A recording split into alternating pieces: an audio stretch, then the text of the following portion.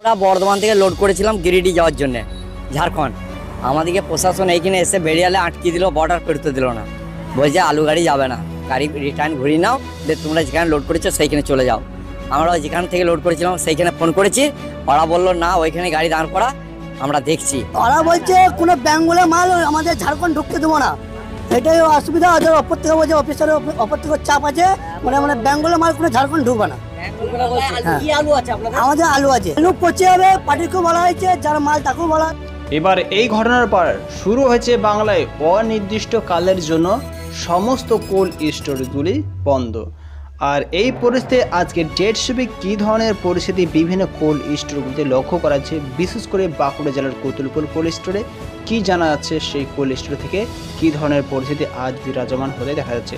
বিস্তারিতের জন্য অবশ্যই এই ভিডিওর মাধ্যমে আমরা সকলেই জানতে চলেছি, সঙ্গে থাকুন। রয়েছে সেই কোল্ড স্টোরেজের চেহারাটা দেখাবো, যে আর 5টা দিনের থেকে চেহারা সম্পূর্ণরূপে আলাদা। চেম্বার থেকে আলু, এই যে শেড দেখা যাচ্ছে সেই শেডে বের হয়নি। অন্যান্য দিন এই শেডের মধ্যে আলু রাখা হয়, সেই আলুকে যে আলুর মধ্যে যে ময়েশ্চার থাকে সেই ময়েশ্চার শুকোনোর পরই আলু বাছাই পর্ব শেষে সেই আলুকে পাঠানো হয় বাজারে। এবং মূলত এই যে কাজটা করেন সেটা কিন্তু ব্যবসায়ীরা, কারণ কৃষকদের আলু থাকে, কৃষকদের আলু রয়েছে, সংরক্ষণকারীদের আলু রয়েছে, সেই আলুকে মূলত ব্যবসায়ীরা এখান থেকে নিয়ে তারা কিন্তু বাজারে নিয়ে যান। এবং এর জেরে যে সমস্যাটা তৈরি হতে চলেছে, মূলত একটা বড় সমস্যা তৈরি হতে চলেছে। আর কয়েক দিনের মধ্যে এই ধরনের যদি অনির্দিষ্টকালের জন্য কর্মবিরতি চলে, তাহলে কিন্তু বাজারে আলুর আকাল দেখা যাবে, দাম বাড়তে পারে, দামবে আলুর দাম। এবং এখানে প্রগতিশীল আলু ব্যবসায়ী সমিতির সদস্য রয়েছেন একজন, এবং তার কাছ থেকে জানতে চাইবো যে এই যে কর্মবিরতি আপনাদের, তার জেরে তো একটা বড়সড় বাজারের মধ্যে বাজারে আলুর দেখা মিলবে না? অবশ্যই বাজারে আলুর দেখা মিলবে না।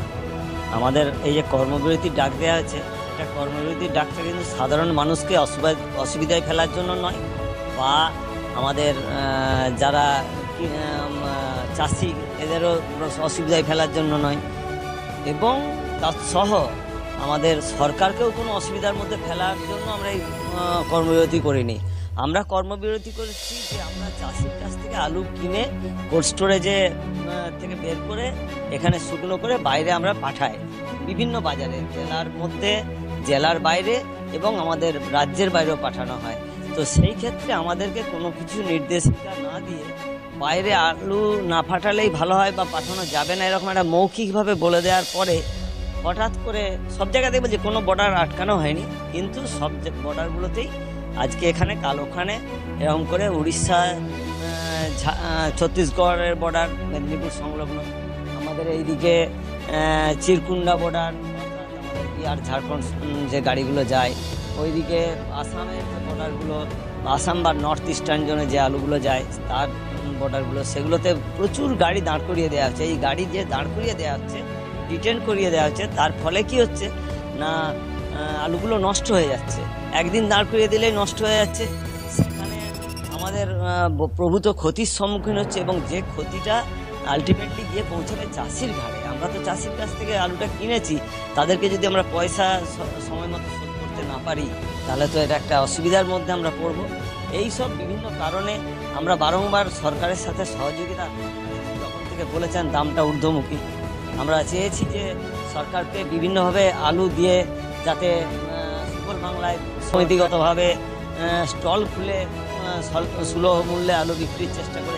একেবারে আমি ওটা জানার চেষ্টা করবো যে আলু যে সংরক্ষণ রয়েছে তা মূলত কাদের আলু রয়েছে, কৃষকদের আলু না আপনাদের ব্যবসায়ীদের? এইখানে একটা ভুল ধারণা তৈরি হয়েছে যে যে আলুটা সংরক্ষিত আছে ওটা নাকি শুধু ব্যবসায়ীদের বা হিমঘর মালিকদের। অ্যাকচুয়ালি কিন্তু বাস্তবটা সেটা নয়। যারা এই এলাকার নেতৃত্ব, মানে রুলিং শাসক দলের বা সরকারি লেভেলে যারা আছেন, তারা জানেন যে এটা অধিকাংশটাই কৃষকের আলু।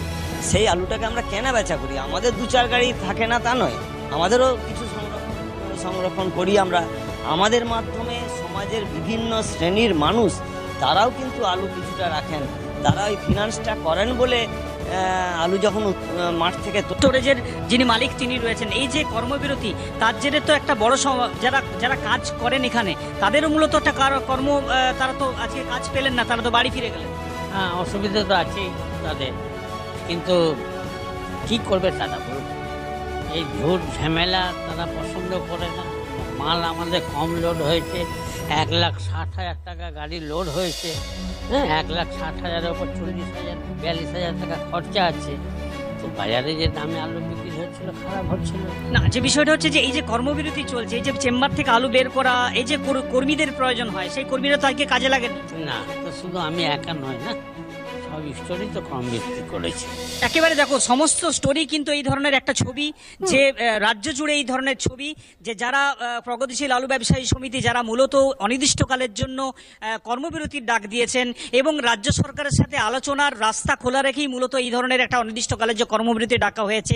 তবে এই যে কর্মবিরতি, এই কর্মবিরতির জেরে এই যে ছবি দেখা যাচ্ছে সকাল থেকে হিমঘরের যে শেড, সেই শেডে কিন্তু আলু নামে। আর যার জোরেই কিন্তু আগামী দিনগুলোতে এর থেকেও এখন বাজার মূল্য যা রয়েছে তার থেকেও কিন্তু অতিরিক্ত পরিমাণে আলুর দাম বেড়ে যাওয়ার সম্ভাবনা দেখা যাচ্ছে।